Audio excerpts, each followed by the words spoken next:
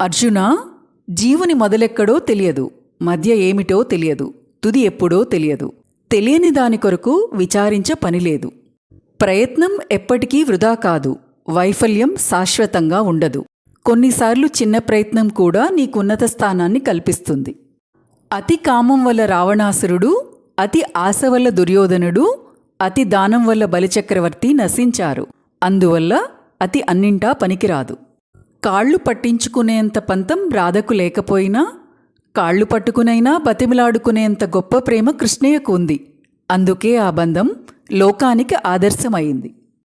తిన్న వెంటనే ఆకలి వేయదు, నిద్రలేచిన వెంటనే నిద్రారాదు. దేనికైనా సమయాసమయాలు ఉంటాయి కదా. అలాగే కష్టసుఖాలు కూడా అంతే. రావాల్సిన సమయంలో వస్తాయి, పోవాల్సిన సమయంలో పోతాయి. కావలసిందల్లా కాస్త సహనం, నమ్మకం. ఓపికగా ఎదురుచూస్తే మన సహనమే మనకు శ్రీరామరక్ష అవుతుంది.